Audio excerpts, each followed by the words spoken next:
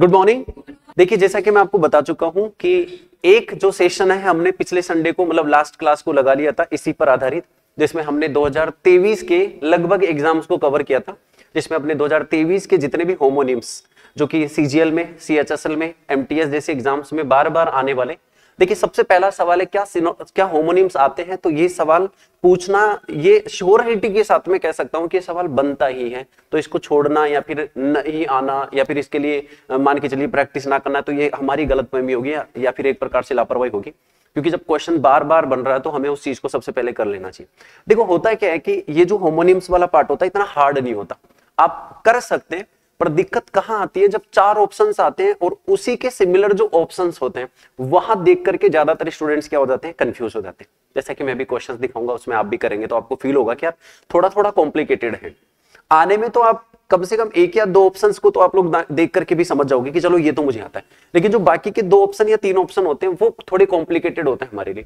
तो आज हम पढ़ने जा रहे हैं होमोनिम्स का एक और लास्ट सेशन, और इस सेशन के बाद में आपके पास में होमोनिम्स का एक single question, previous year question का तो नहीं बचेगा, ठीक है ना, ये मैं इतना कह सकता हूं। तो इसमें सारे हमने इंक्लूड कर लिए। तो आज हम ये शुरू करने जा रहे हैं, और यहां से दो क्वेश्चन अगर आपके प्री में बन रहे हैं, बनते ही हैं, तो 4 मार्क्स हो गए। और मेंस में भी आराम से 2 क्वेश्चन हर सीजीएल के पेपर में देखने को मिले हैं, सीएचएसएल के पेपर में, तो आराम से 6 मार्क्स वहां से आपके पक्के हो जाएंगे, क्योंकि एक क्वेश्चन 3 मार्क्स के आते हैं, ठीक है ना। अब इसमें क्या होगा, एक प्रैक्टिस सेशन की तरह हम रख रहे हैं। क्वेश्चन आपके सामने होगा, आपको क्या करना होगा, उसका आंसर देना होगा, और उसके बाद में मैं इसका सोल्यूशन दूंगा, तरीका दूंगा, और फिर हम इसी पीडीएफ को आपको टेलीग्राम के थ्रू आप तक पहुंचा देंगे। तो आप उसको एक बार घर पे रिवाइज कर लीजिएगा, तो आपको ज्यादा लिखने की जरूरत तो इसमें है नहीं है, ठीक है ना, क्योंकि आप पीपीटी से कीजिए पढ़ाई पूरी। देखिए, आज का सबसे पहला क्वेश्चन आपके सामने है, आप इसको एक बार रीड करिए। तो आप सभी ने क्वेश्चन पढ़ लिया आराम से, तो कहीं ना कहीं आपको 1 से 2 ऑप्शन तो आप सही कर पा रहे हो, लेकिन बाकी ऑप्शन में आपको आ रही है कंफ्यूजन। और देखिए, ज्यादा पुराना सवाल नहीं है, सीजीएल टियर 1 2024 का सवाल है, ठीक है। तो अब करना बनता है इस सवाल को, ये तो भाई काम की चीज। देखिए, सवाल कह रहा है कि he dash his bike as fast as he could to reach, ठीक है ना, होम। अब इसने एग्जामिनर ने लिखा है ये वाला ऑप्शन, जबकि ऐसा नहीं होना चाहिए, कुड टू रीच, जबकि कुड के साथ तो फर्स्ट फॉर्म आती है, लेकिन ये सवाल में ऐसा लिखा हुआ था कि कुड टू रीच, जैसा है वैसा रहेगा, कोई दिक्कत नहीं। अब इस पर ना ध्यान देते हुए ऑप्शन पर देखते हैं कि जरूरत किस बात की सब। तो देखिए, सबसे पहला जो सवाल दे रखा आपको, ऑप्शन जो दे रखा वो रोड है, जो कि सामान्यतः रोड की तरह ही यूज हो रहा है, और वो एक क्या होता है, नाउन। अब यहां सीखिएगा कि ये रोड क्या है, यहां पर ये एक वर्ब है, ये एक क्रिया है। बस इसी में बच्चे गलतियां कर देते हैं, जल्दबाजी के अंदर आते हुए भी हम जो लोग जल्दबाजी में गलतियां कर देते हैं। तो इसके बारे में सुनेंगे तो पता चलेगा कि ये फर्स्ट फॉर्म होती है राइट, और इसी का सेकंड फॉर्म क्या होता है आपका, रोड, और इसी का थर्ड फॉर्म क्या हो जाता है जी, रोड। तो ये राइड का सेकंड और थर्ड फॉर्म होता है एक प्रकार से। तो यहां थर्ड तो नहीं, सेकंड फॉर्म की हमें जरूरत है। दूसरी बात है, रोट क्या होता है, ये वो ही होता है जो आप हिंदी में बोलते हैं रटना, रटना, रटना, सूत्र को रटना, क्वेश्चन को रटना, फॉर्मूले को रटना। जी हाँ, उसी को बोलते हैं रोट। एक प्रकार से क्या अर्थ देता है, रटने का अर्थ देता है। रोट कैन बी कॉल्ड रटना, ठीक है ना, रट्टाफिकेशन करना। और ROWED देखिए क्या होता है, पंक्ति कहेंगे आप इसको। देखिए, अभी तो ये वर्ब बनाने की कोशिश कर रहा है, तो वर्ब के आधार पर हम कहते हैं इसको। तो वर्ब के आधार पर इसका अर्थ होता है नाव को आगे धकेलना, या नाव को आगे खींचना एक प्रकार से, या नाव को खेना, मतलब जैसे होता है ना पतवार के साथ में नाव को खेया जाता है। तो नाव को आगे बढ़ाना, नाव को आगे खींचना या आगे बढ़ाना क्या कहलाता है, एक प्रकार से रोड कहलाता है, ROWED। अब यहां किसकी जरूरत है, तो यहां कहना चाह रहा है बाइक। अगर मैं कहूं कि सड़क पर बाइक चला रहा है तो ये बात बोलना गलत होगा, क्योंकि यहां हमें वर्ब की जरूरत है, हमें नाउन की जरूरत नहीं है। और देखिए, इन सब में जो नाउन चलाने के लिए बात की जा रही है वो कौन सी है, ROD। तो यहाँ पर फाइनली आंसर क्या होगा आपका, ROD। तो पढ़ना चाहूंगा, ही रोड हिज बाइक, वह अपनी गाड़ी को रोड करता है, चला रहा था, एज फास्ट एज, इतनी तेज स्पीड में, he could to reach home, कि वो कितना जल्दी घर पे पहुंच सकता है, उतना जल्दी वो उसको चलाने की कोशिश कर रहा था। तो यहां पर राइड करने की बात की जा रही है, उसका सेकंड फॉर्म क्या हो गया, रोड। Is it clear? अगला क्वेश्चन आपके लिए है, you do it now. D option, अरे श्योर डी ऑप्शन। चलिए देखिए, ये भी सीजीएल 2024 का ही क्वेश्चन है, ठीक है ना, ध्यान से देखने की कोशिश कीजिएगा। सबसे पहले तो बोल रहा है कि the rowing instructor commanded them. देखो, रोइंग इंस्ट्रक्टर कौन हो गया, तो आपको सबसे पहले रो का अर्थ समझना पड़ेगा, ROW। अभी जस्ट पीछे आपने देखा एक ROWED, जिसमें आपने कहा कि ROWED का मतलब होता है नाव को आगे खेना, नाव को आगे बढ़ाना एक प्रकार से उसका अर्थ देता है, ठीक ना। तो ये वही एक इंस्पेक्टर हो गया जो आगे क्या दे रहा है, आदेश दे रहा है एक प्रकार से, जिसने कमांड दिया देम टू, अब ये जिनको भी दिया जो व्यक्ति विशेष थे उनके, to dash in a dash. इसका मतलब ये आर्टिकल है, ये तो कंफर्म है, तो यहां तो चाहिएगा क्या, नाउन, और ये है प्रेपोजिशन टू, इसका मतलब यहां क्या चाहिएगी, वर्ब।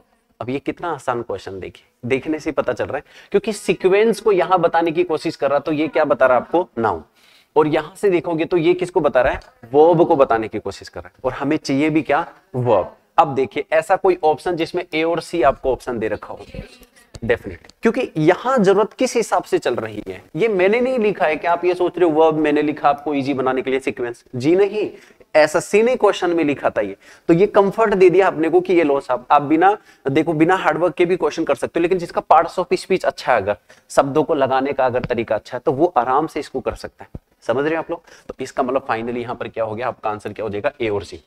अब देखिए यहां पर कि आपको जो ऑप्शन दिया गया आर ओ ई, ठीक है ना, इसको भी एक प्रकार से रो के साउंड में ही बोल सकते हैं, आर ओ ई, और आर ओ ई का मतलब हो जाता है जो फीमेल डियर होती है उसके लिए बोला जाता है फीमेल डियर, ठीक है ना आप लोग। तो यहां पर जरूरत अपने को किसकी थी, वर्ब की, और यहां पर जरूरत किसकी है, नाउन की, तो आंसर क्या हो जाएगा यहां पर, ए और सी।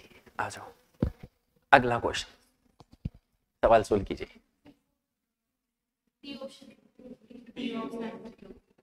ये तो वेरी वेरी इजी हो गया, क्योंकि आप लोगों को इस समय बिल्कुल इजीली पता है कि यहां पर जो है वो हॉट, जो कि क्या दे रखा है, एक एडजेक्टिव दे रखा है, जो कि एक एडजेक्टिव है, ये पता होना ही चाहिए, ठीक है ना। क्योंकि देखिए हीट जो होती है ना, हीट HEAT, वो नाउन होती है, ठीक है ना, वो नाउन होती है, और हॉट एडजेक्टिव होता है। पर अब आप भी जानते हैं एडजेक्टिव के पीछे कौन लग सकता है, एडवर्ब। देखो ये तो कोई वर्ड ही नहीं है, TOW, तो ये आप जानते हैं प्रेपोजिशन है, दो के बता रहे हैं, आपका आंसर हो जाएगा 2। अब देखो ये भी सवाल सीजीएल में पूछा गया था, मतलब इजी भी पूछ लेता, बिल्कुल एकदम लोअर लेवल का भी पूछ लेता, तो कभी कभी थोड़ा सा घुमा भी देता सवाल को, घुमा देने तो कितना घुमाएगा, उससे कोई ज्यादा फर्क नहीं पड़ता। करिए सोल्व, कुछ लग रहा है आपको इसमें, सी। अगर एक दो शब्दों का मीनिंग अगर आपको आ जाए तो शायद आप बहुत इजीली क्वेश्चन को कर दोगे, एक दो शब्दों का मीनिंग, जिसमें एक ही शब्द में तो ये कहूंगा, अगर आपको ये पता लग जाए कि नीड क्या होता है, तो ये आप आराम से कर दोगे। तो इसका अर्थ होता है गूंदना, अब पूरा मीनिंग सुनिएगा, आटा गूंदना, जी बिल्कुल, ये आटा गूंदने का अर्थ देता है, ठीक है ना, आटा गूंदना। तो यहां जो है आटा गूंदने की बात की जा रही है, तो आगे बस अपने को क्या लिखना है, आटा ही लिखना है, और आटे को अंग्रेजी में कहते हैं FLOUR, जी बिल्कुल सही कहा आपने, FLOUR। तो देखिए इसने कहना क्या कहा कि रूबी जो है अपनी मदर को क्या करती है, पहले तो हक करती है, रूबी भी बड़ी चालू है, आते मदर को सबसे पहले तो कर ली हक, माँ आपको मैं बहुत मिस कर रही हूँ, आ जाओ गले मिल लो, चलो ठीक है, यहां तक तो ठीक है। कोई बैठाती, पानी पिलाती, नाश्ता करवाती, आते माँ को काम थमा दिया, ले माँ पकड़ आटा गूंद, बताओ ऐसे भी होता है, देखो ऐसे होता है, माँ को तो भाई माँ तो माँ कुछ भी करवा, तो ऑफर कर दिया माँ को आटा, बोले गूंद करके दो, अब रोटी बनाओ बोले आप, तो इसका मतलब यहाँ पर फ्लोर हो जाएगा। अब देखो ये तो आप जानते हो फ्लेवर होता है, अलग अलग टेस्ट, ठीक है ना। फ्लोरा क्या होता है, बहुत ही शानदार क्वेश्चन, बिल्कुल बिल्कुल बिल्कुल, मतलब किसी पर्टिकुलर क्षेत्र के जो प्लांट होते हैं, पेड़ पौधे पादप जो होते हैं पर्टिकुलर क्षेत्र के, वो फ्लोरा कहलाते हैं। अच्छा एक होता है फोना, जीव जंतु, किसी पर्टिकुलर क्षेत्र के फोना, क्योंकि वन वर्ड में फेवरेट तौर पर आते हैं और बिल्कुल इजी है, फ्लोर फर्स्ट, ठीक है ना। अब थोड़ी देर बाद में एक और सवाल इसी का आएगा, उसमें कुछ अलग आपसे पूछ रहा होगा, तो एग्जामिनर देखो कहां तक लिमिटेशन क्वेश्चंस की आपसे पूछना चाह रहा है। अगला सवाल सोल्व करिएगा, ठीक है चलिए। तो क्वेश्चन कह रहा है the days of the flowers, ठीक है ना, spread everywhere when they Bloom, Bloom समझते हो, खिलना, तो फूल के खिलने पर उसकी क्या फैल जाती है, उसकी स्केंट, सुगंध फैल जाती है, उसकी सुगंध फैल जाती है, तो इसके लिए क्या आंसर होता है, स्केंट, और स्केंट को ही हम लोग बोला करते हैं सुगंध, ठीक है ना, एक प्रकार से सुगंध के नाम से बोलते हैं। अब देखो ये तो आप जानते हो सेंट थर्ड फॉर्म होती है, ठीक है ना, ये थर्ड फॉर्म हो गई। संत जो है एक नाउन है, संत महात्मा बाबा जी महाराज, और सेंट 100 के लिए बोला जाता है, ये 100 के लिए बोला जाने वाला वर्ड होता है। और यहाँ वैसे नाउन की जरूरत, उसमें कोई दिक्कत नहीं, नाउन तो ये भी है, लेकिन जो मीनिंग के अनुसार जरूरत है वो हम क्या कहेंगे, स्केंट कहेंगे, सेंट नहीं स्केंट कहेंगे, इसका साउंड होता है स्केंट, ठीक है ना, ध्यान रखेंगे आप इसका, सुगंध। अगला क्वेश्चन वेरी इजी था, ये आप करिए एक बार। गुड वन, वेरी गुड, क्या बात है, बहुत बढ़िया। तो क्वेश्चन है he has the dash to express his thoughts, अपने विचार उसको रखने का क्या है, अधिकार है, अपने विचार रखने का अधिकार है, और अधिकार के लिए हम लोग क्या कहेंगे, राइट। बिल्कुल सही है। अब देखो राइड वही वाली राइड हो गई अभी गाड़ी चलाने वाली, जिसका सेकंड फॉर्म रोड कहा, थर्ड फॉर्म रोड हमने कहा आरओडी। अच्छा आरआईटी का मतलब क्या कहोगे, उल्लेख करना, ओके। और कुछ रीति रिवाज भी होता है, शाबाश। आरआईटीई जो होता है वो कस्टम, ठीक है ना, रीति रिवाजों के लिए बोला जाता है, कस्टम के लिए बोला जाता है, मोर्स के लिए बोला जाता है, ठीक है ना, एक प्रकार से प्रथाओं के लिए बोला जाता है। और राइट मतलब लिखना होता है। चलो ये तो बहुत इजी क्वेश्चन था, ये क्वेश्चन आप करिए एक बार। आप कहेंगे सर ये तो मजाक हो गया एक प्रकार से, इस सवाल को बस केवल पढ़ते ही समझ में आ जाएगा, ये ज्यादा लंबा चौड़ा कुछ नहीं, इसमें पढ़ते ही समझ में आने वाला सवाल है। अब आप सोचिए सीजीएल टीयर 1 2023 का ये सवाल हो सकता है क्या? क्या ऐसा सीजीएल सवाल पूछ सकता है? लेकिन देखो पूछा है उसने, तो ये इंग्लिश है, ज्यादा डरने की जरूरत नहीं है, बहुत लोअर लेवल के क्वेश्चंस आते हैं, ऐसे फोबिया मत क्रिएट करिए, आराम से जो पढ़ के जा रहे हैं ना कॉन्फिडेंट रहिए, आप बहुत अच्छे मार्क्स ले लेंगे इंग्लिश में। देखिए इधर the homophone of the word there, देखो होमोफोन का मतलब समझो। अब सबसे पहले तो आपको ये नहीं पता, हम लोग क्वेश्चन किए जा रहे हैं, पहले तो होमोफोन का मतलब समझो। होमोफोन या होमोनिम, फोन मतलब क्या होता है, साउंड, होमो का मतलब होता है सेम। तो ऐसे शब्द जिनका साउंड सेम है, मीनिंग के लिए नहीं बोला, मीनिंग मतलब हिंदी अर्थ होता है, तो जिनका साउंड मतलब प्रोनाउंसिएशन जो होता है वो सेम होता है, शकल से भी थोड़े थोड़े से सेम होते हैं, बाई फेस थोड़े थोड़े से सेम होते हैं, ओरिजिनली पूरे नहीं, और जिनका मीनिंग पूरी तरह से अलग होता है वही कहलाते हैं होमोफोन्स। ये बात आपको पता होना चाहिए। और ऐसा होमोफोन केवल देयर ही आ रहा है, बाकी नहीं आ रहे, बाकी सारे के सारे क्या है, गलत है, ठीक है ना। ये तो इस स्लाइड का सबसे इजीएस्ट क्वेश्चन है अगर एक बार देखा जाए तो आइए फिर इस स्लाइड का थोड़ा अच्छा क्वेश्चन लेते हैं एक बार। जैसा कि मैं अभी थोड़ी देर पहले बोल ही रहा था कि इसी पैटर्न पर एक सवाल हमें मिलने वाला है, और वो सवाल यही है। तो देखिए एसएससी ने अपने एक ही एग्जाम में चारों ऑप्शंस को देकर के 2 बार सवाल को घुमा दिया। और आप तो एक चीज तो जानते हो, एसएससी की एक हैबिट है पिछले क्वेश्चंस को बार बार रिवाइज करना, और अगर इनको एक बार देख लिया जाए तो आगे वाले एग्जामों में हमें थोड़ा कंफर्ट मिल जाता है कि चलो यार देखा जाएगा, पढ़ तो आया हूं मैं पूरा, कहीं से भी पूछे। The days was decorated with candles and chocolates everywhere. अब देखो जब चॉकलेट्स और इसने कैंडल्स बोल दी तो इसका मतलब है चारों ओर इसने वहां पर क्या कर दी, सजा दी एक प्रकार से। और कहां सजा जा सकता है, फ्लावर पे। एक बार तो लगता है कई बार कि फूल भी हो सकता है, लेकिन ये थोड़ी कहा होता है flower was decorated with candles. अब फूल को नहीं हो सकता ऐसा कि चॉकलेट्स के साथ में और इसके साथ सजाएगा, नहीं, फ्लावर को नहीं हो सकता। अच्छा फ्लोर, ये तो आटा हो गया, इसको भी मतलब नहीं बोलने से। और ये ऐसा कोई वर्ड होता ही नहीं, FLOR, ये समझ लीजिए थोड़ा सा, FLOR कोई वर्ड नहीं होता, ठीक है। तो मैं इसके लिए कहूंगा नो वर्ड एग्जिस्ट, ठीक है ना, नो वर्ड एग्जिस्ट। और आंसर क्या हो जाएगा, फ्लोर, फर्श को सजा देगा। और बिल्कुल सही है, हो सकता है फर्श को सजाया जा सकता है। आगे क्वेश्चन कीजिए। देखो ऐसे क्वेश्चनों में होती है सिली मिस्टेक बच्चों से। ऐसा क्या होता है ना, जैसे मैं आपको पिछली बार की बताता हूं, जैसे हम लोग लास्ट संडे को जब क्लास ले रहे थे तो उसमें 2 वर्ड थे, एक था डोज और एक था डोज। अब ये इतना सिली कॉम्प्लिकेशन देता है ना बच्चों को ज्यादातर। इसको मैंने याद करवाने के लिए ऐसे बोला था कि देखो इसमें SE आ रहा है, और इसको ऐसे याद रखिए जैसे मान लो कि कोई दोष हो गया किसी के, मतलब कोई बीमारी लग गई, तो बीमारी होने पर डॉक्टर क्या देता है, मेडिसिन देता है, दवाई देता है। तो ये मेडिसिन का अर्थ दे रहा है एक प्रकार से, दवाई की क्या हो गई, ये डोज। दोष होने पर, ऐसे दोष होने पर क्या दी जाती है, डोज दी जाती है एक प्रकार से, ऐसे याद किया था। और ये नींद के लिए बोला जाता है, जो बिल्कुल डोज लेता है, नींद की झपकी लेता है या नींद ले रहा होता है, डोज, ठीक है ना, वो बोला जाता है, याद है ना आपको। तो इसमें भी कुछ इस प्रकार से, सबसे पहले तो ऑइंटमेंट का आप मुझे अर्थ बताएंगे, किसी को पता हो तो। देखो ऑइंटमेंट जो होता है ना, इसका अर्थ होता है हिंदी में मरहम। जी बिल्कुल, इसका अर्थ होता है मरहम, मतलब आप चाहे तो फर्स्ट एड बोल सकते हो, पट्टी बोल सकते हो, कुछ भी बोल लीजिए, मरहम इसी का अर्थ होता है, ठीक है ना। और अब आगे देखेंगे तो वुंड, जो कि किसको बताता है, घाव को। तो इसका मतलब घाव के ऊपर क्या करना है, मरहम लगाना है। और ये मरहम जो है वो हमें हेल्प करता है घाव पर क्या भरने में, घाव को भरने में। अब घाव को भरने के लिए हील होता है या हील होता है, आर यू श्योर? बिल्कुल सही कहा आपने, क्योंकि देखो ये वाला जो हील होता है ना, ये तो कहलाती है एडी, ये तो होती है हमारी एडी, पैरों की एडी के लिए बोला जाता है। और ये होता है घाव को भरना। अब देखो नील क्या होता है, ये समझिए, इसमें नील ही साउंड आता है, के साइलेंट रहता है इसमें। जैसे वो पीछे आपने पढ़ा था नीड, KNEAD, इसका मतलब होता है गूंदना, उसमें भी न ही साउंड आता है, तो नीड याद रखेंगे KNEAD। तो इसका अर्थ होता है, देखो नी का मतलब क्या समझते हो, टकने, टकना हमारा, तो टकने के बल बैठना क्या हो जाता है, नील करना। तो हम कह सकते हैं टकने के बल बैठना या झुकना एक प्रकार से क्या कहलाता है, नील कहलाता है। नी से नील बन गया, ऐसे कनेक्ट कर सकते हैं आप इजीली और याद रख सकते हैं। होप आपको समझ में आ गया होगा। अब कभी आगे दिक्कत ना हो आपको, इसको थोड़ा सा अच्छे से देख लेना, हील, क्योंकि इसी से वर्ड बनता है हीलिंग। देखो ये हीलिंग कभी नहीं होता, पता है क्यों नहीं होता, क्योंकि हील जो है ना वो ऑलरेडी नाउन है, तो उसके आईएनजी क्यों लगाऊंगा, नाउन के थोड़ी आईएनजी लगता है, वर्ब के आईएनजी लगता है ना, तो ये वर्ब होता है घाव भरना, तो इसके हीलिंग देख सकते हो, उसका हीलिंग कभी नहीं देखोगे आप, इसलिए तो थोड़ा सा इस तरह समझ लेना कि हाँ हीलिंग HEAL वाला होता है, और कोई ट्रिक आपसे निकल जाए तो आप अपने हिसाब से बना लीजिएगा, वैसे तो आसान सा वर्ड है। चलिए आगे बढ़,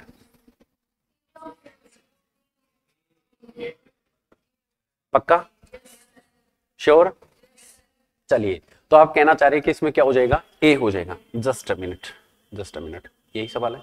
हाँ देखो ये साइन हो गया, देखिए ध्यान से सुनने की कोशिश कीजिएगा। ये बोल रहा है कि सोनू क्या ईट करता है, खाता है, ये भी CGL का सवाल है, खाता है, और वो भी किस तरह से खाता है, जैसे रेबिट की तरह, ये प्रेपोजिशन है यहाँ पर, ठीक है ना, तो रेबिट की तरह खाता है, खरगोश की तरह खाता है। अब ध्यान से सुनना कि ये जो कैरेट होता है, ये तो आप सबको पता है कि गाजर होती है, और अब जब आपको ये पता चलेगा कि ये जो दोनों कैरेट हैं, मतलब ये और ये, इन दोनों का अर्थ एक ही होता है, और ये वही कैरेट होता है जो आप जानते हो, जो किसको मापने के लिए, सोने की, जी बिल्कुल, जो सोने की शुद्धता मापने के लिए बोला जाता है, ठीक है ना, 22 कैरेट, ठीक है ना, हाँ, तो जो कैरेट बोला 24 कैरेट 22 कैरेट, बिल्कुल ये वो वाला कैरेट होता है। तो इसकी CARAT भी होता है, KARAT भी बोला जाता है, अंग्रेजी में दोनों तरफ से लिख सकते हो।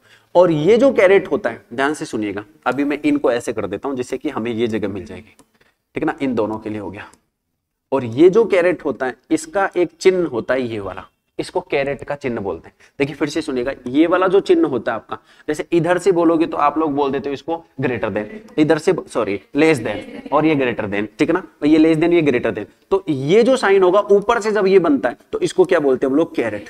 तो ये टेक्निकल भाषा में कैरेट का चिन्ह होता है, बाकी तो इसका और कोई मीनिंग कुछ नहीं होता। CARAT गाजर के लिए बोला जाता है, बस साउंड इनका मतलब होमोनिम जो है ना वो एक जैसा निकल रहा है, होमोफोन, कैरेट कैरेट कैरेट, बस इतनी सी बात है और कुछ भी नहीं, ज्यादा डिफरेंस इनमें नहीं। चलो आ जाओ, ठीक है ना, तो अब आ जाओ अगले वर्ड पे, सोल्व करो।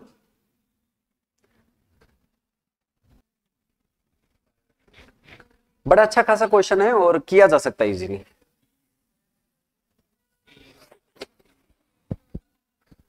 देखो सबसे पहली बात तो ये है कि अगर हम इसको पार्ट्स ऑफ स्पीच के बेस पर देखें थोड़ा सा, तो आप देखेंगे यहां पर तो किसकी जरूरत पड़ेगी, नाउन की, और यहां पर भी एक प्रकार से वर्ब की जरूरत है, ये मान के चलो, कोई दिक्कत नहीं। आप समझने की कोशिश कीजिएगा, ये जो लिखा ना फीमेल डियर, ये एग्जाम में लिखा हुआ था, इसलिए मैंने नहीं लिखा, ये एग्जामिनर लिखा फीमेल डियर बोले। तो अब आपको मैं याद दिलाता हूं, जब हम पिछली लास्ट जो हमारा ये सेशन था हमारा इसी का, उसमें हमने पढ़ा था DOE, उसमें ड्यू ड्यू डू, ठीक है ना, कुछ इस प्रकार से हम पढ़ रहे थे। उस दिन भी मैंने बोला था फीमेल डियर को क्या बोला जाता है, फीमेल डियर को ड्यू बोलते हैं, ठीक है ना, फीमेल डियर को ड्यू बोलते हैं। इसके साथ में लगा दिया आज क्या, एस, तो उससे सबको लग रहा है डज हो गया है, तो हेल्पिंग वर्ब वाला डज सही भी है, लगने से तो दिखता है, दिखने से तो लगता ही है, पर वो तो जगह के अनुसार पता चलेगा। अगले ने तो साफ लिख दिया, मतलब मैं कितना बोलता हूं कि SSC वाले कितने मेहरबान होते हैं, देखिए मतलब इतना लिखने की कहां जरूरत है उसकी, उसको फिर भी बोलता है नहीं यार बच्चे हैं, अरे सीधे बच्चे आते हैं, इनको थोड़ा ज्यादा कॉम्प्लिकेशन मत दो यार, अंग्रेजी है कोई बात नहीं, अंग्रेज छोड़ के चले, तो इनकी थोड़ी गलती है उसमें, इनको थोड़ा इजी दो कि सिलेक्शन ले ले। बताओ एग्जामिनर कितना सोचता आपके लिए कि पहले से उसने लिख दिया। देखो ये तो अभी हम बात कर रहे थे, आपको पता ही है, दवाई मेडिसिन की बात कर रहे थे, वो ही डोज है ये, और ये है डज जो कि वर्ब है। डिरोल यहां पर वर्ब की जरूरत है, ये तो एक नाउन होता है अपने आप में, तो यहां पर तो आएगा ये वाला डज। अब आप एक सवाल मुझे पूछ सकते हो जो कि आपके दिमाग में चल रहा है कि गुरुजी यहां पर जब आप डज रख देंगे, मीन्स टू से सर यहां डज रखेंगे तो ये किसका काम करेगा, वर्ब की फर्स्ट फॉर्म का। मैंने कहा हाँ, तो ये कैसे हो सकता है, यहां पर तो नेगेटिव होना चाहिए तब डज आता है। तो मैं आपको एक बात दिलाता हूं याद, ध्यान देखना, एक चीज बताता हूं मैं आप सभी को छोटी सी, कि जब भी आपको ऐसा लगे कि सब्जेक्ट के आगे चाहे डू हो या डज हो और फिर वर्ब की फर्स्ट फॉर्म हो, कोई नोट नहीं हो, तो इसका मतलब समझ लीजिए कि स्ट्रेस डालने के लिए इसका यूज करते हैं, स्ट्रेस बताने के लिए, स्ट्रेस बताने के लिए लिखते हैं या बोलते हैं। स्ट्रेस बताने के लिए, जैसे मान लो कि मैं एक स्टेटमेंट आपको लिख के बताता हूं तो आपको थोड़ा लगेगा कि हाँ चलो ये बात ठीक है। जैसे मान लो कि मैंने लिखा, एक एग्जांपल लिखा, आई डू ईट, ठीक है ना, और मान लो कि मैंने लिख दिया यहां पर पिज्जा, मान लो मैंने इसे लिख दिया आई डू ईट पिज्जा। तो अब इसका मतलब पता है क्या हुआ, इसका मतलब ये जोड़ दे रहा है कि हाँ मैं तो खाता हूं पिज्जा। एक तो होता है आई ईट पिज्जा, मैं पिज्जा खाता हूं, एक जोड़ देकर बता रहा है हाँ मैं तो पिज्जा खाता हूं, इसका मतलब था मैं तो पिज्जा ही खाता हूं और कुछ नहीं, मैं तो पिज्जा खाता हूं, इसका मतलब तो मैं तो खाता हूं और खाऊंगा इसको।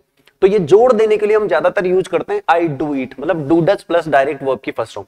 तो स्ट्रेस बताने के लिए यूज करते हैं, और यहां पर भी कुछ इस प्रकार से स्ट्रेस दे रहा है कि he does imitate the playful movement, उसने इमिटेट किया था, उसने नकल की थी, उसने कॉपी की थी, किसका, वो प्लेफुल मूवमेंट का, चालाकी भरा जो मूवमेंट था, ठीक है ना, उसकी उसने क्या की थी, इमिटेशन की। ये कोई लड़का है, ही है, ऑफ द डेज, और वो भी किसके लिए, फीमेल डियर के लिए। ये तो वही वाली बात हो गई ना, पकड़ने के लिए एक प्रकार से चालाकी भरा उसने इमिटेशन किया, कुछ इस प्रकार का काम किया कि उसको क्या कर सके, पकड़ सके। हो सकता है कुछ और करना चाह रहा होगा, पकड़ने की बात नहीं हो, अपने को इतना पता कि यहाँ पर नाउन की जरूरत है, सीधी सी बात ये, और ये इसी के लिए बोलेगा। आपका आंसर क्या हो जाएगा यहाँ पर, बी और ए, ठीक है ना, बी ए के हिसाब से, क्योंकि पहले वर्ब चाहिए और बाद में नाउन चाहिए, कुछ इस प्रकार से। समझ रहे हैं आप लोग? अच्छा क्वेश्चन था। अगला क्वेश्चन, ये बहुत आसान क्वेश्चन है और ये भी सीजीएल 2024 का सवाल का क्वेश्चन।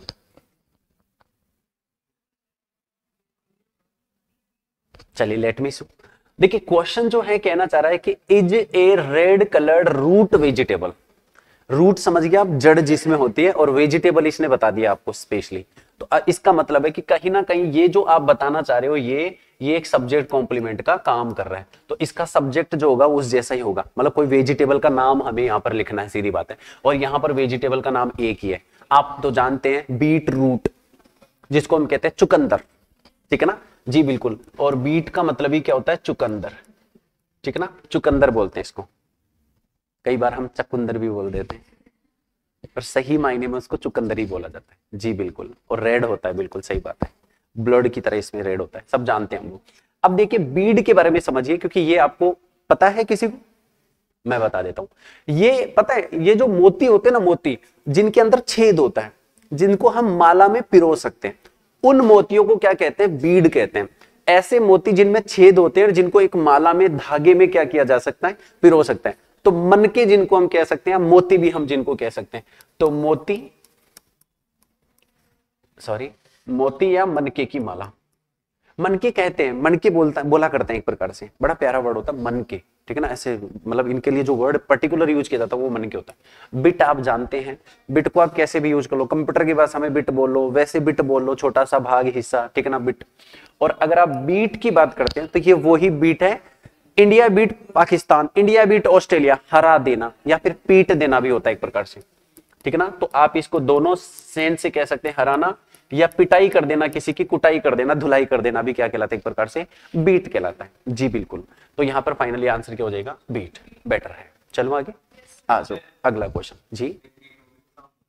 बीट वाला साउंड होता है ना, वो भी BEAT ही होता है, धुन जिसको हम कह सकते हैं। आपने बिल्कुल सही पूछा है कि सर एक बीट ये भी तो होता है ना, बिल्कुल, ये धुन वाला भी बीट ही होता है और इसकी स्पेलिंग भी बीट ही होती है, ठीक है ना। अंग्रेजी बीट दे, बिल्कुल सही पूछा आपने। अगला सवाल, ये कुछ पूछना चाह रहे थे जी, बिल्कुल सही जी बिल्कुल। ये भी 2024 का सवाल है, तो देखते हैं आपका आंसर क्या रहने वाला है इसमें, डी ऑप्शन। ओके, बहुत आसानी से बता दिया आपने, पर बाकी के ऑप्शन देखना जरूरी है। तो रवि इच जो भी है, तो यहां पर सबसे पहले बेल्ट, इसका साउंड बेल ही रहेगा। और देखो बेल का मतलब होता है गठरी, ठीक है ना, जैसे कोई भी चीज, जैसे घास की गठरी, तो स्पेशली घास के लिए ज्यादातर यूज किया जाता है, चारे की गठरी, ठीक है ना। तो गठरी या फिर गांठ जिसको हम कह सकते हैं, और वो भी किसकी, घास की, ठीक है ना, घास की गठरी, समझ गए आप लोग। फिर देखिए बॉल, क्या कहना चाहेंगे, डोना या फिर कटोरा, कटोरी, बॉल जो होता है ना, बॉल उसके लिए बोला जाता है। वैसे बोलते हैं ना बाउल, ज्यादातर बोलते हैं ना बाउल, बाउल बोलते हैं, ये वही बाउल है, ठीक है ना, बाउल, बाउल बोलते हैं इसको एक प्रकार से। तो ये हो गया कटोरा, ठीक है ना। तो कटोरे को हम क्या बोलते हैं, एक प्रकार से बाउल बोलते हैं, ठीक है ना। अब देखिए बॉल, ये वही बॉल है जिसकी हम बात किया जा रहे हैं, गेंद। जी बिल्कुल, आपने सही सुना, ये वही बॉल है जिसकी हम बात करें। और बोल्ड का मतलब होता है अनकवर्ड हेयर, ठीक ना, मतलब एक प्रकार से गंजा व्यक्ति जिसको हम कह सकते हैं। जी बिल्कुल। और यहाँ पर रवि के बारे में ये तो कहूंगा नहीं, गटरी है, कटोरा है या फिर गेंद है ना। तो रवि क्या है, बिल्कुल गंजा है। जी बिल्कुल, अनहेयर्ड, ठीक है ना, मतलब हेयर नहीं है। जी किसका दिया, BOW होता है और BAW भी होता है, एक प्रकार से कटोरे को ही बोलते हैं। चिल्लाना वो डियर एज ए वर्ब होता होगा, एज ए नाउन अगर हम बात करेंगे ना तो इसके फॉर्मेट में होगा, पर इसमें बोला जाता है ऐसा बाउल्ड, एक प्रकार का कटोरा। वापस चेक करिएगा, BAWLED जो होता ना वो भी एक कटोरे की तरह ही यूज किया जाता है। ये मैंने नहीं लिखा, ये SSC के स्पेलिंग है और उसी के पैटर्न पर मैं आपको बताने की कोशिश करूं, ठीक है ना। फिर ऐसा होता है, देखो अभी यहां पर तो नाउन की जरूरत नहीं है, पर बी वर्ब के आगे हम दो चीज लगा सकते हैं। आपको ये तो पता ही है कि एक तो हम लगा सकते हैं क्या, एडजेक्टिव, और एक हम लगा सकते हैं क्या, नाउन। तो नाउन तो काम क्या करता है, सब्जेक्ट कॉम्प्लीमेंट का। वैसे तो एडजेक्टिव भी सब्जेक्ट कॉम्प्लीमेंट का काम करता है, करने में तो उसका भी रोल वही है, बट यहां पर जो है मैं इसको राहुल तो बोलूंगा नहीं क्योंकि ह्यूमन बीइंग सब्जेक्ट है, तो फिर मैं एडजेक्टिव की तरह ट्रीट करूंगा इसको, लेकिन ये गलत जा रहा है इस समय इसका, ठीक है ना। इसलिए आ जाओ आगे, ये तो चलो हो गया कटोरा कटोरी। फिर आ जाओ आप यहां पर, श्योर आसान है। जी बिल्कुल, देखो सवाल कह रहा है Namita still can not dash the pain of her kids untimely demise. अब आप डिमाइस का अर्थ बताएंगे, मृत्यु, मर जाना, बिल्कुल सही कहा आपने। तो डिमाइस का मतलब होता है मर जाना, मृत्यु हो जाना। और ये जो है अपनी केट का जो दर्द है, अनटाइमली, बिना समय के या फिर बहुत जल्दी से मर जाना एक प्रकार से, तो उसका जो दर्द है, पेन है, वो सहन नहीं कर पा रही। और सहन करने के लिए आप सभी जानते हो क्या होता है, BAAR होता है। अगर आप इसको नाउन के फॉर्म में देखोगे, यहां तो क्या है कि हमें वर्ब चाहिए फर्स्ट फॉर्म, तो यहां ये वर्ब का काम कर रहा है। और अगर यही वर्ड नाउन बनेगा तो भालू का अर्थ देगा। आप जानते हैं BEAR का मतलब भालू भी होता है। बियर ये पीने वाला लिक्विड जो एल्कोहल होता है, ठीक है ना, उसी को कहते हैं एक प्रकार से बियर, जो पीने वाली में।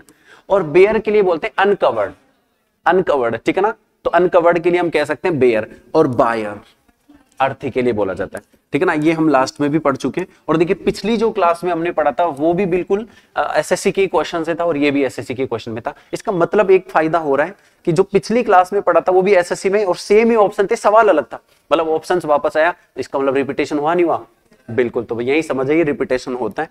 और सीमितता तो है ही ना चीजों की, देखो पूछने की, तो ये सीमितता की बात हो रही है इसमें।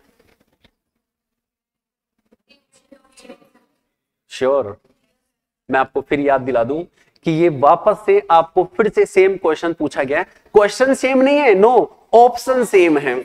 जो पिछला क्वेश्चन था वो 23 का एग्जाम का क्वेश्चन था, 2023 का, और ये है 24 का एग्जाम का। मतलब इतना अश्योर करके लेके जाइए, मैं आपको एश्योरेंस दे रहा हूं, आश्वासन दे रहा हूं, 2025 के एग्जामों में पक्का यहां से क्वेश्चन बनेगा। ये वैसे बहुत आसान है, आप कर सकते हैं। तो it is better to focus on your than to wander aimlessly. देखो एम लेसली गोल रहित होकर इधर उधर घूमने से बढ़ रही है, अपने करियर पर फोकस करना। और योर करियर की स्पेलिंग होती है CAREER, ध्यान दीजिएगा, CAREER। तो ER आएगा तो अपना करियर बनेगा। और ये कैरियर होता है गाड़ी के लिए, ठीक है ना जी, गाड़ी का मालवा है कि जिसको हम कह सकते हैं। और कुरियर का मतलब हो जाता है जैसे कुरियर को पहुंचा देना, ठीक है ना, एक प्रकार से डिलीवरी पहुंचा देना। और ये वर्ड होता नहीं है, स्पेलिंग मिस्टेक है ये वाला वर्ड के। अगला सवाल आपके लिए है, बड़ा अच्छा क्वेश्चन है, कीजिए आप, ट्राई कीजिए इसको। Which source, C option, okay ठीक है, सोर्स। अरुण क्वेश्चन कह रहा है कि अरुण नोज, अरुण जानता है परफेक्टली वेल, बहुत बढ़िया से जानता है, हाउ टू मिक्स, कैसे मिक्स करना है, कैसे ब्लेंड करना है फूड आइटम्स को, मतलब मिक्स कैसे करना है विथ डैश, तो कैसे मिक्स करना है फूड आइटम्स को। सोज, जो कि बिल्कुल गलत होगा यहाँ पर, क्योंकि तो वर्ब होती है सेकंड फॉर्म, फिर आप एस लगा रहे हो तो वैसे ही गलत है, क्योंकि एस लगता भी है तो सी के एस लगता है। सो तो क्या बन जाती है, वर्ब की सेकंड फॉर्म बन जाती है, आप लोग भी जानते हो, तो सेकंड फॉर्म बोलने की जरूरत नहीं, मुझे सबको पता आपको। अब देखो सोर्स जो होता है ये एक माध्यम काम करता है एज ए नाउन, और ये सॉस आप दोनों प्रकार से, वैसे तो सॉस का अर्थ वही होता है जो टमेटो सॉस होता है, या इसको दूसरी भाषा में चटनी भी बोल सकते हैं एक प्रकार से, चटनी भी बोल सकते हैं एक प्रकार से, जी बिल्कुल। तो उसके साथ मिक्स करने के फूड आइटम्स की बात हो रही है। और ये जो SAUSE आप जो देखना चाह रहे हैं, ऐसा कोई वर्ड नहीं होता, तो ये वर्ड ही नहीं एग्जिस्ट है, ये आप समझ गए। और ये चटनी के लिए बोला जाता है, सॉस खाने वाला सॉस होता है, तो आंसर क्या हो जाएगा आपका, सी हो जाएगा। ये बिल्कुल आपने सही कहा। अच्छा, एक आता सॉस पेन, सॉस पेन भी तो पढ़ा होगा ना, सॉस पेन नहीं पढ़ा, चमचा, सॉस पेन चमचा होता है, जी बिल्कुल, हाँ सॉस पेन ही बोलते हो इसको, SAUCEPAN, सॉस पेन का मतलब हो जाता है चमचा, ठीक है ना। पर यहां पर चटनी बना रहे हैं, वेरी वेरी इजी, जी बिल्कुल, आराम से पढ़ो, बिल्कुल सही। देखिए इस सवाल में सबसे पहले कहना चाह रहा है कि जो हॉस्पिटल है वो कहां पर है जी, नदी के किनारे पर है या नदी के बगल में किनारे पर है। और आप तो जानते हैं किनारे पर बताने के लिए हम दो ही प्रेपोजिशन का यूज करते हैं, या तो बाई या अलोंग का यूज, या तो बाई या अलोंग का यूज। पर यहां पर हमें एक प्रकार से होमोफोन्स पूछ रहा है, तो बाई का फॉर्मेट होगा। देखो ये बाई जो होता है आप जानते हो कितना हो जाता है जी, 2। बहुत बढ़िया जी, आंसर आपका ये होगा के बगल में के अर्थ में, क्योंकि ये के बगल में के अर्थ में भी यूज किया जाता है। ऐसे नहीं हर बार की बाई मतलब से द्वारा या फिर एक प्रकार से किसी व्यक्ति के द्वारा किया गया एक्शन नहीं होता है, के बगल में ये इसका एक्शन दे रहा है। और बाई, ये बाय बाय वाला टाटा, अलविदा करने वाला बाई हो गया एक प्रकार से, और ये खरीदना होता है आपको पता है, तो यहां पर बाई का आंसर हो जाएगा बी बाई। चलिए अगला क्वेश्चन, very very easy.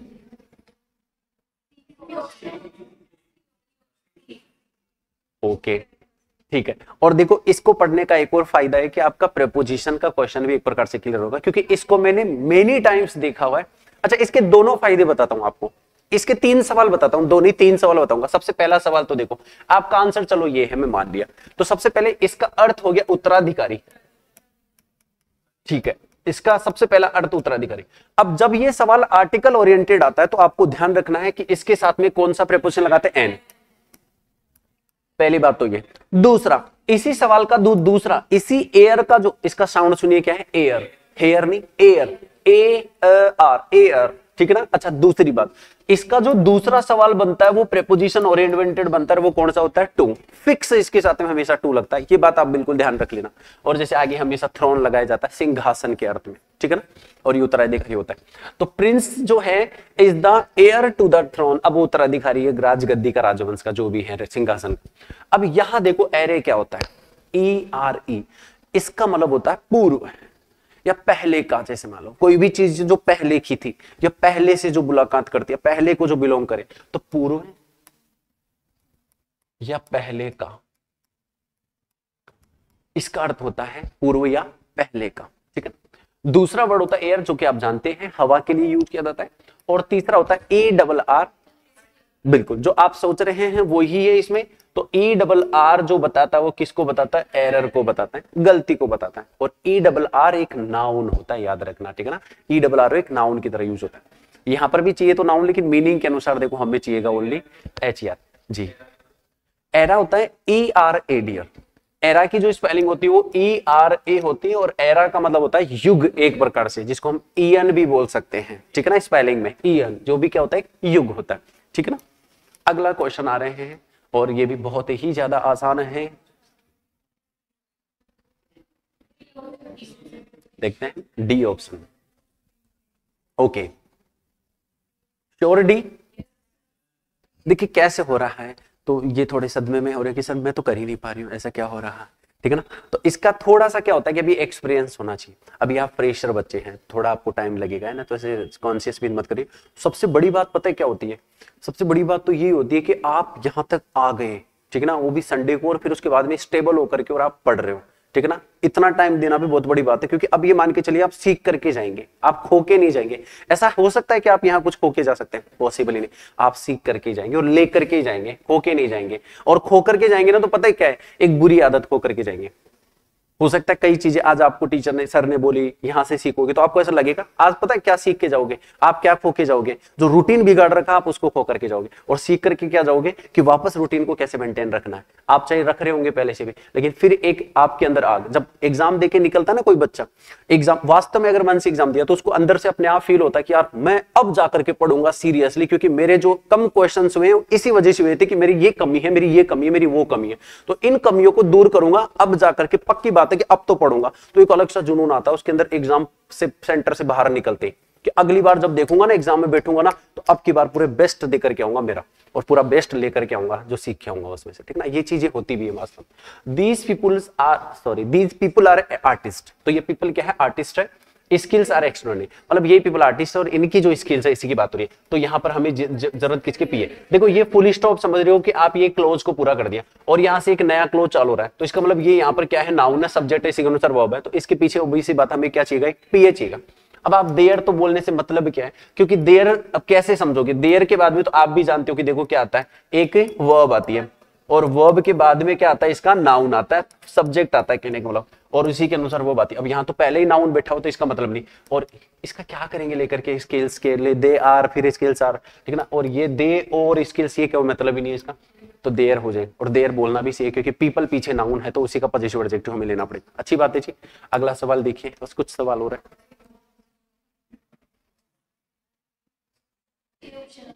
A option. अब देखते हैं इसमें किस तरह से होगा आंसर।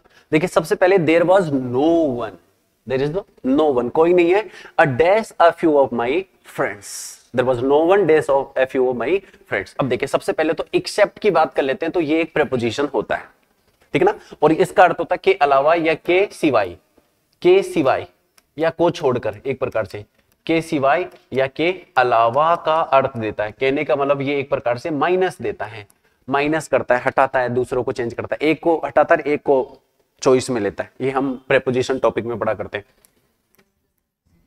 एक्सेप्ट करना, अनुमान करना, आशा करना, आशा करना, अनुमान करना, इसके साथ हम पढ़ते हैं इन्फिनेटिव का यूज किया जाता है, EXCEPT, एक्सेप्ट, सॉरी एक्सपेक्ट के साथ में।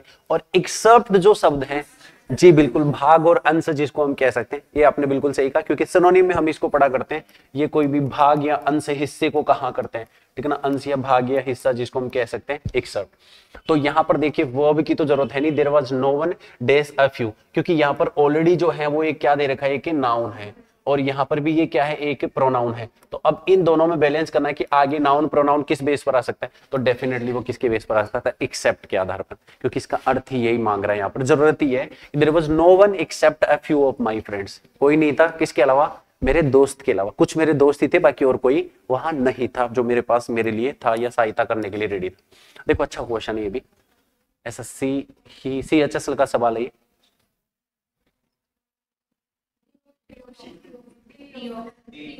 बिल्कुल जी बिल्कुल, ओके देखते हैं, ठीक है देख लेते हैं ना, अगर आप और पढ़ना चाहें तो इसको पढ़ सकते हैं एक बार,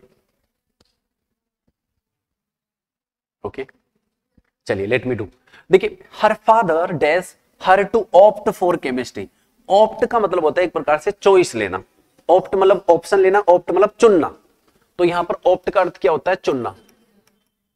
chemistry dash in her final year, ठीक है, तो देखो अलाउड, और ये होता है तेज आवाज के लिए, अलाउड बोला जाता है, तेज आवाज के लिए अलाउड का यूज किया जाता है, और यहां पर पापा ने चुनने के लिए तेज आवाज नहीं क्या कर दिया, अलाउड कर दिया, बोले परमिशन दी है पापा ने कि आप क्या ले सकते हो, केमिस्ट्री सब्जेक्ट ले सकते हो, वो भी किसमें, अपने फाइनल ईयर के कोर्स में।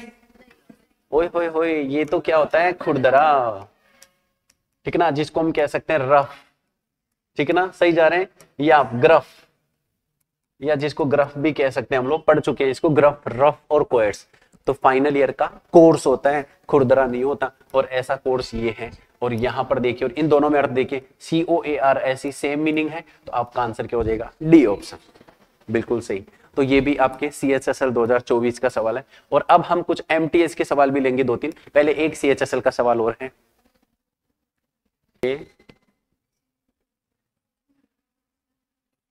पर मैं इतना अनुभव कर सकता हूं कि आप इस प्रकार के सवालों को गलत तो नहीं करोगे, ये तो श्योर है। अब तो आप आराम से भिड़ जाओगे इन सवालों से। मान लो कि थोड़ा बहुत घुमा भी देगा और जितना हमने पढ़ लिया उसमें से कुछ ऑप्शन निकाल रहा है, कुछ अलग भी पूछ रहा है, तो आप आराम से बैलेंस कर लोगे।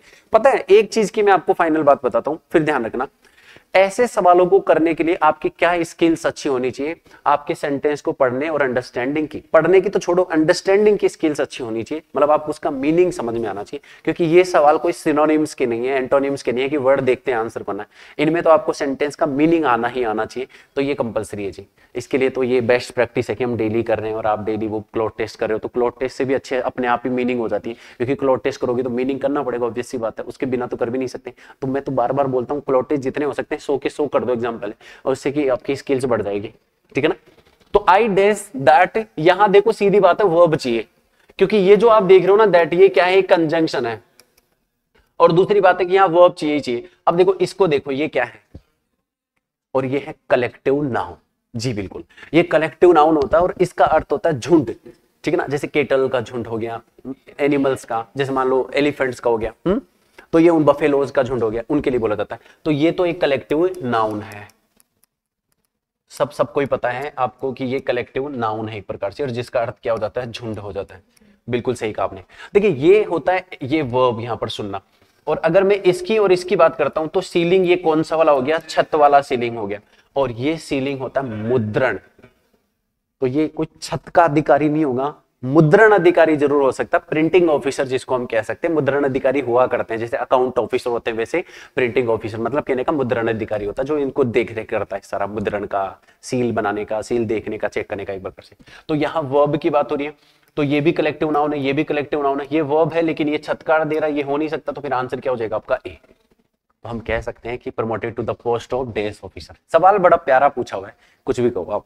और एक हम लेने जा रहे हैं यहां से 2024 एमटीएस एग्जाम में भी मतलब सवाल पूछा गया है, तो यकीन बढ़ रहा है कि एमटीएस भी पूछता है। ओके देखिए सवाल आपके सामने है और क्वेश्चन क्या कहना चाह रहा है वो देख लेते हैं एक बार, इसमें आंसर क्या होगा। It was her, it was against her, ये उसके खिलाफ था, पता नहीं क्या। टू अर्न, ये जरूर है कि यहां पर क्या आएगा, नाउन आएगा, क्योंकि वो पीए है तो पीए को आगे नाउन चाहिए। To earn more dash that they deceived by the board of directors, ये ऐसा कुछ कहना चाह रहा है। तो सबसे पहले तो यहां पर नाउन चाहिए, होने में तो ये भी प्रिंसिपल नाउन होता है, ये भी नाउन होता है, लेकिन ये हेडमास्टर जी वाला प्रिंसिपल हो गया, मतलब ये ह्यूमन बीइंग को बताने वाला प्रिंसिपल है। तो it was her dash principal, ये उनके हेडमास्टर जी के खिलाफ बात नहीं हो रही यहां पर कि उनके खिलाफ बात हो रही है, नहीं, ये उनके सिद्धांत के खिलाफ बोल रहा है। और ये कैसे पता चला सिद्धांत का, क्योंकि आगे लिखा हुआ है टू अर्न मोर, और अर्निंग की जब बात होती है तो आपको भी पता है कि क्या आता है, प्रॉफिट ही आता है। बात ये कि ये प्रॉफिट और ये प्रॉफिट है, तो अर्निंग जहां आ गया वहां पर तो प्रॉफिट ही होगा, प्रॉफिट नहीं होगा, क्योंकि प्रॉफिट का जो मतलब होता है वो होता है भगवान का एक प्रकार का दूत, मतलब जिसको पैगंबर के नाम से भी बोल सकते हैं, पैगंबर के नाम से भी बोल सकते हैं। मैं आपको एक शब्द बताता हूं, पीर। देखो एक शब्द होता है पीर, पीर होता है जैसे जो मुस्लिम समाज होते हैं उनके जो भगवान होते हैं उनको पीर के नाम से बोला करते हैं, वो जो अपने भगवान को पीर के नाम से बोला जाता है। जैसे हमारे राजस्थान में भी है पंच पीर, 5 देवता पंच पीर, वैसे पीर होता है। तो ये उन्हीं के फॉर्मेट में प्रॉफिट के नाम से बोला जाता है, प्रॉफिट। और वैसे प्रॉफिट ये भी कह सकते हैं आप लोग जो पहले से भविष्य की क्या करता है, भविष्यवाणी करता है। जैसे हमने इसके लिए वर्ड पढ़ा हुआ है प्रोफेसी, प्रोफेसी भविष्य वक्ता, जो भविष्य के बारे में बताता है, उस प्रकार से भविष्य वक्ता, ठीक है ना। और पैगंबर जी, हाँ एंजल भी एक प्रकार से क्या हो गया, भगवान के दूती हो गए, ठीक है ना, उन्हीं के लिए बोला जाता है एंजल भी। तो डियर ऑल, अब यहाँ ये तो बात हो रही नहीं है, तो यहाँ पर क्या कहेगा, प्रिंसिपल है प्रॉफिट के लिए बोल रहा है। समझ रहे हैं आप क्या कहना चाह रहे हैं? जी बिल्कुल। देखो ये बैलेंस आपको मैनेज करना पड़ेगा सवालों का, और कुछ नहीं इसके अंदर। जैसे एक और सवाल, ये बहुत कर देंगे आप लोग, ये मान लो। तो स्विम की जो थर्ड फॉर्म होती है और जो सेकंड फॉर्म होती है वो क्या होती है, स्वम होती है। स्वम, स्विम, स्विम, स्विम, वैसे तो स्वयं होनी चाहिए इसमें, और थर्ड फॉर्म होती है इसकी स्वम। इसका मतलब तैरना, एक प्रकार से तैरने को अंग्रेजी में थर्ड फॉर्म में स्वम बोला करते हैं। और वैसे स्विमिंग आप जानते V4 के रूप में हम यूज करते ठीक है ना। तो इसको मैं थोड़ा सा सही कर लेता हूँ, ये स्विम ही होगा इसका, और चेक कर लेंगे, कोई दिक्कत नहीं। लुकिंग अप, देखो वैसे तो लुकअप का मतलब एक प्रकार से ध्यान से देखना, गौर से देखना, और एक प्रकार से अलर्ट होकर के देखना, चौकन्ना होना, मतलब लुकिंग अप। सी रियलाइज्ड, उसको महसूस हुआ, सी हैड स्वम, वह तैर चुकी है, मतलब या फिर तैर ली थी, मतलब dash than she had thought, उसको बाद में रियलाइज हुआ कि मैं कितना तैर चुकी है, जितना मैं सोची थी ना उससे कहीं ज्यादा मैं तैर गई। देखो यहाँ पर एक प्रकार से देन को आप देख सकते हो, और आप तो जानते हैं देन को कौन सी डिग्री चाहिए, सीडी चाहिए। अगर आप यहाँ पर देखोगे तो ये तो देखो सुपरलेटिव डिग्री को बता रहा है, तो ये तो मतलब बिल्कुल दूर दूर ही नहीं होगा। और आप ये भी देख सकते हैं, ये भी किसको बता रहा है, सुपरलेटिव डिग्री को। और आप तो जानते हैं सुपरलेटिव डिग्री के पहले आर्टिकल दा भी चाहिए होता है, और वैसे भी देन, मैं सही पढ़ रहा हूं, देन ही है, यस, तो देन के साथ सुपरलेटिव डिग्री नहीं कंपैरेटिव डिग्री चाहिए। तो अब देखो ये दो है जिनमें सुपरलेटिव डिग्री का यूज, सॉरी कंपैरेटिव डिग्री आपको दी गई है। अब एक बताता है डिस्टेंस को, आप भी जानते हैं, ये तो डिस्टेंस को बताएगा दूरी, ये दूरी को बता रहा है, और ये स्टेज को बताता है अवस्था में, स्टेज में आगे, मतलब अवस्था में आगे, आगे का आगे की क्या अर्थ में यूज किया जाता है इसका। तो यहां पर तैरने की दूरी ही बताई जा रही है कि उसने सोचा नहीं था कि इतना दूर वो आगे चली जाएगी। फार्दर उस हिसाब से फर्दर होता है स्टेज में आगे, तो यहां पर तैरने की दूरी की बात की जा रही है, इसलिए क्या हो जाएगा आपका फार्दर होगा। वापस पड़ेगा, लुकिंग अप, बाद में उसको अलर्ट हुआ, सी रियलाइज्ड, देखने के बाद उसको लगा अरे सी रियलाइज्ड, मैसेज क्या, सी हैड स्वम, वह तैर चुकी है, farther than she had thought, जितना उसने सोचा था ना उससे ज्यादा हद तक वो आगे तैर चुकी है। तो उसको मतलब उसको अब वापस से आना होगा, या फिर हो सकता है कि उसको लगा वाह वाह कितने, मैं तो सोची नहीं थी इतना मैं तैर सकती हूँ, और मैं इतना आगे तक तैर गई। तो ये डिस्टेंस की बात की जा रही थी, थोड़ा मीनिंग के बेस पर ही आपको इस सवाल को करना पड़ेगा। हो गए आपके सवाल? जी बिल्कुल,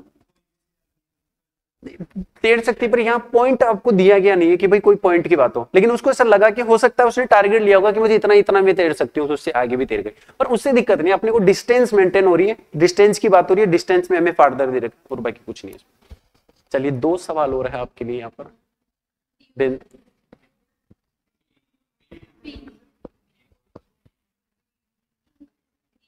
अब सब्जेक्ट जो भी था इसमें वो मत देखो, हिट द देखो आप, कुड नॉट हिट द डेस, क्या, हाँ तो देखते हैं, ध्यान से सुनना ना। देखो एक तो हो गया ब्रेक, ब्रिक, ब्रेक और ब्रेक, बाकी तो सब लोग जानते हैं। और मैं आपको बता दूं पिछली क्लास में 2023 के पेपर्स के दौरान भी यही ऑप्शंस आए थे, सवाल अलग था। तो देखो कुड नॉट हिट द, क्या हिट नहीं कर सका, सोच के देखो हिट क्या नहीं कर सकता, ऑब्वियस सी बात है ब्रेक नहीं हिट कर सका। ब्रेक का मतलब क्या कह दोगे आप लोग, जो ब्रेक लगाने वाले होते हैं। देखो ये तो होता है तोड़ना, इसका तो मतलब ही नहीं है, क्योंकि अब हमें क्या चाहिए यहाँ पर, नाउन चाहिए, और ये तो यहाँ पर वर्ब का काम करे। देखो इस जैसा कोई वर्ड नहीं होगा।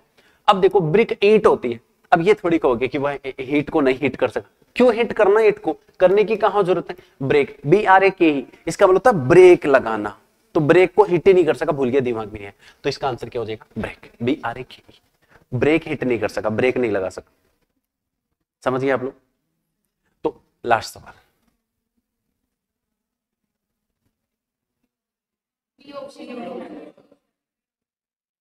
सोच लीजिए, श्योर, ठीक है।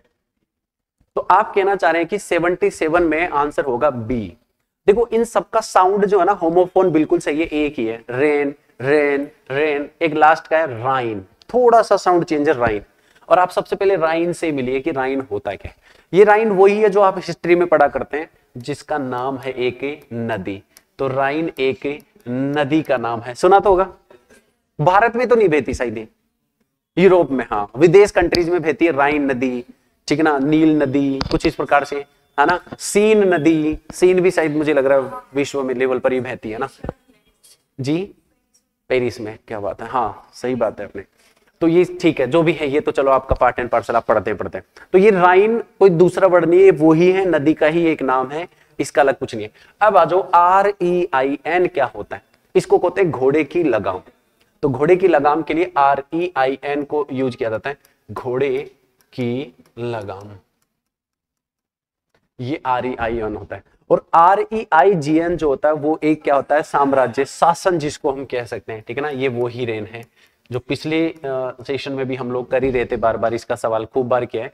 और रेन मतलब होती है बारिश, जैसे पिछली क्लास में आपने VEIN पढ़ा था, इसका मतलब होता है सिरा या नस जिसको हम कह सकते हैं। एक पढ़ा VAIN जिसका मतलब होता है घमंड, घमंडी होता है VAIN का, ठीक है ना, वो इस प्रकार से।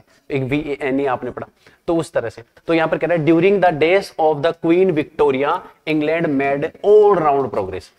क्वीन विक्टोरिया की शासनकाल के दौरान, इंग्लैंड क्या कर रहा था, बहुत सारा ऑल राउंड प्रोग्रेस, उसने काफी सारी प्रोग्रेस ली थी। और ये आज का है हमारा लास्ट क्वेश्चन। जैसा कि मैं बोला था आपको कि जो लास्ट 2024 में जितने बचेंगे वो हम इस वाले सेशन में करेंगे, क्योंकि 2023 के सारे हम लोग लास्ट क्लास में कर चुके हैं। तो अब ये इतने होते हैं, इससे ज्यादा है नहीं, तो और बनाने की जरूरत नहीं पड़ी, क्योंकि हमारा टारगेट केवल इतना ही है कि हम पहले प्रीवियस ईयर को पूरा कंप्लीट कर लें, उतना काफी है। ठीक है ना? तो थैंक यू, आज के लिए इतना ही, धन्यवाद।